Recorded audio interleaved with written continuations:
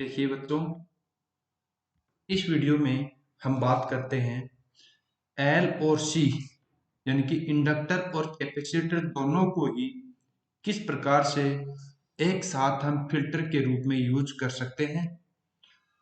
पिछले दो वीडियो में हमने बात करी थी कि संधारित्र को लोड रेजिस्टेंस आरएल, ये देखिए यहाँ पर लोड रेजिस्टेंस आरएल लगाया हुआ है। इस लोड रेजिस्टेंस आरएल के साथ समांतर क्रम में ये कैपेसिटर सी जोड़ा गया है और इंडक्टर जो है उसको एज ए फिल्टर काम में लेते हैं, तो उसको आरएल के साथ श्रेणी क्रम में जोड़ा जाता है। अब इस इंडक्टर और कैपेसिटर दोनों, एक इंडक्टर और एक कैपेसिटर दोनों को एक साथ संयोजित करके इस प्रकार से हम देखिए, ये आपको सर्किल में दिखाई देगा। इंडक्टर और कैपेसिटर है, इन दोनों को एक साथ संयुक्त रूप से हम यदि जोड़ते हैं, यहाँ पर मैं इस प्रकार से बता सकता हूँ आपको कि ये सी जोड़ दिया गया है। ये देखिए इधर नीचे ये हो गया सी और यहाँ पर ये पहले इसके ये एल हो गया। तो ये एक अंग्रेजी के अक्षर एल आकृति का फिल्टर कहलाता है, अंग्रेजी का एल बनता है ये। तो हम ये कह सकते हैं कि इसको एल फिल्टर कहते हैं। एल सी फिल्टर यानी कि एल और सी इंडक्टर और संधारित्र दोनों को एक साथ कॉम्बिनेशन इस प्रकार से किया जाता है कि यह एल आकृति का बनता है, इसलिए इसको एल फिल्टर या एल सी फिल्टर कहते हैं। और इस एल सी फिल्टर अथवा एल सेक्शन, एल अनुभाग फिल्टर कहते हैं। इस दृष्टकारी द्वारा, जब दृष्टकारी जो हमने पढ़ा था, पूर्ण तरंग दृष्टकारी से प्राप्त जो वोल्टता है, आउटपुट है, वो स्पंदमान दृष्ट वोल्टता प्राप्त होती है। उस वोल्टता में से स्पंदन को हटाने हैं, तो इस प्रकार के परिपथ यानी कि परिपथ में जो एल और सी का कॉम्बिनेशन है उनके द्वारा, यानी कि इसकी प्रॉपर्टी क्या होती है, प्रेरकत्व की प्रतिबाधा शून्य होने के कारण से निर्बाध रूप से डिस्टोर्ता प्रवाहित होती है, जिससे कि प्रत्यावर्ती घटक के लिए प्रेरक कुंडली की प्रतिबाधा के कारण उर्मिका घटक जो है उसका पतन होता है। शेष जो निर्गत धारा में उर्मिका रह जाती है, यानी कि यहाँ से देखिए आउटपुट जैसे ही इधर आगे जाएगा, तो इस ये जो इंडक्टर है ये प्रत्यावर्ती घटक को आगे जाने से रोकता है, क्योंकि प्रेरकत्व जो है, ये जो प्रेरकत्व है ये प्रत्यावर्ती घटक के लिए, इस प्रकार से कल हमने बात करी थी कि इसके अंदर एक विद्युत वाहक बल उत्पन्न होता है जो उसी कारण का विरोध करता है जिसके कारण उसकी उत्पत्ति होती है। तो ये जिस घटक को तो निर्बाध रूप से प्रवाहित होने देता है, जबकि प्रत्यावर्ती घटक को रोकता है। इसके बाद में यहाँ इस पॉइंट पर, अभी जो पॉइंट बना हुआ है, पॉइंट जहां पर मेरा कर्सर है, इस पॉइंट के ऊपर जब धारा प्राप्त होती है, तो उस निर्गत धारा में जो उर्मिका शेष रह जाती है, मान लीजिए कि इस जो इंडक्टर है इसके द्वारा पूर्ण प्रत्यावर्ती धारा का फिल्टर नहीं हो पा रहा है, यानी कि कुछ प्रत्यावर्ती वोल्टता या धारा यहाँ पर पहुंच जाती है, तो उसको ये कैपेसिटर सी है ये बाईपास यानी कि उपपथ प्रदान करता है। और दिष्ट धारा के लिए जो कैपेसिटर है वो अनंत मान की प्रतिबाधा उत्पन्न करता है, इसलिए दिष्ट धारा आगे आरएल के अंदर से प्रवाहित हो जाएगी और प्रत्यावर्ती जो धारा या वोल्टता है वो इस सी के अंदर से ही प्रवाहित होगी, क्योंकि ये इसके लिए बाईपास का काम करता है। अब इस जो ये मैंने जो आपको बताया, इससे स्पष्ट होता है कि उर्मिका आवर्ती के लिए चौक का प्रतिघात अधिक तथा संधारित्र का प्रतिघात कम होना चाहिए, यानी कि प्रेरक कुंडली है उसका प्रतिघात अधिक होना चाहिए तथा संधारित्र का प्रतिघात कम होना चाहिए।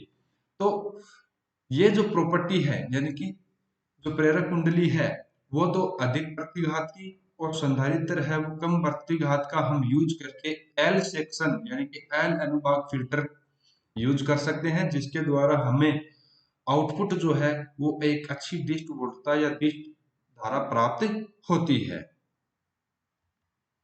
अब पूर्ण तरंग डिस्टकारी से जो स्पंदमान वोल्टता मिली थी उसको हमने कल भी डिस्कस किया था। तो 2 अपॉन पाई जो प्रथम घटक है, यह डिस्ट धारा का औसत मान को व्यक्त करता है, इसमें किसी प्रकार की आवर्ती नहीं है।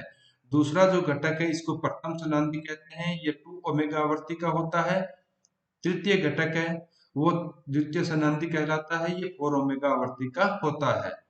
तो डायोड पर निविष्ट वोल्टता का शिखर मान EM तथा आवर्ती क्या है, इनपुट जो वो प्रत्यावर्ती जो वोल्टता या धारा जो काम में ली गई थी उसकी आवर्ती क्या थी, ओमेगा। तो EDC equal to 2 EM upon pi और IDC equal to upon RL हो जाएगा।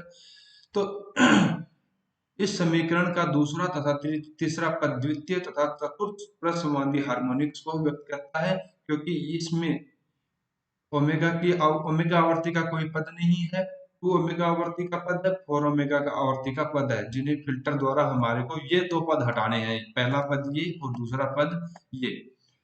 इसलिए उर्मिका घटक में केवल प्रथम पद तथा द्वितीय सनांदी वाला ही महत्वपूर्ण होता है। महत्वपूर्ण कौन सा है, ये घटक महत्वपूर्ण है, क्योंकि दूसरा घटक है उसका अनुपात बहुत कम होता है। तो EAC केवल हम इसको मानते हैं तो 4 EM अपॉन 3 पाई cos 2 ओमेगा t प्राप्त होता है। अब आवर्ती क्या है इसकी, 2 ओमेगा, संधारित्र का प्रतिघात हो जाएगा 1 अपॉन 2 ओमेगा c। जो लोड प्रतिरोध RL की तुलना में इतना नगण्य लिया जाता है, मैंने आपको पहले थोड़ी देर पहले बताया था कि इंडक्टर का प्रतिघात तो अधिक होना चाहिए और संधारित्र का प्रतिघात कम होना चाहिए। इसलिए जो संपूर्ण उर्मिका धारा प्रेरक कुंडली तथा संधारित्र में से प्रवाहित मानी जा सकती है। अब ये गणितीय कैलकुलेशन आपके सामने है। यहाँ पर EAC था तो IAC अपॉन आ जाएगा, EAC upon 2 omega L minus 1 upon 2 omega C, क्योंकि अब जो उर्मिका घटक जो वोल्टता है या उर्मिका जो धारा है वह केवल प्रेरक कुंडली, दो चीजों से प्रभावित हो रही है, प्रेरक कुंडली और संधारित्र। तो 2 omega L minus 1 upon 2 omega C ये काम में लेते हैं, तो इस प्रकार से हमारे को यह मान प्राप्त होता है, जो उर्मिका धारा का वर्ग मध्य मूल मान ये प्राप्त होता है। तो इस प्रकार से हम देखते हैं कि उर्मिका धारा द्वारा संधारित्र C के सिरों पर मध्य वोल्टता क्या होगी, ERMS डैश, और लोड पर उर्मिका वोल्टता EAC equal to 4 EM upon 3 pi root 2 3 pi root 2 4 omega square LC minus 1। और उर्मिका गुणांक हमने पहले पढ़ा था, उर्मिका वोल्टता या प्रत्यावर्ती वोल्टता जो है उसका प्रभावी मान अपॉन दिष्ट वोल्टता होता है। तो R इक्वल टू, ये तो उर्मिका वोल्टता का प्रभावी मान था, दिष्ट वोल्टता 2 EM अपॉन पाई थी। तो इस प्रकार से समीकरण 14 जो इक्वेशन है 0.47 4 ओमेगा स्क्वायर LC माइनस 1 यह प्राप्त होता है। अब यह जो उर्मिका गुणांक है यह लोड धारा पर निर्भर नहीं करता है, और इसके मान को न्यून करने के लिए 4 ओमेगा स्क्वायर LC का मान 1 के सापेक्ष बहुत अधिक होना चाहिए। अर्थात यहाँ पर यदि 4 ओमेगा स्क्वायर LC का मान और भी ज्यादा हो तो उर्मिका गुणांक को कम किया जा सकता है। तो 4 omega square LC is very very greater than 1 होने के लिए R equal 0.118 upon omega square LC हो जाएगा अगर ग्रेटर देन 1 है तो, और ये 0.118 4 pi square F square LC omega equal to 2 pi F होता है। इस प्रकार से हम देख सकते हैं कि L सेक्शन फिल्टर जो है उसका उर्मिका गुणांक आवर्ती के वर्ग के स्क्वायर के व्युत्क्रमानुपाती है, प्रेरकत्व L तथा धारिता C के व्युत्क्रमानुपाती होता है। अतः L सेक्शन जो फिल्टर है उसमें प्रेरकत्व L तथा संधारित्र C दोनों का मान ही अधिक होना चाहिए।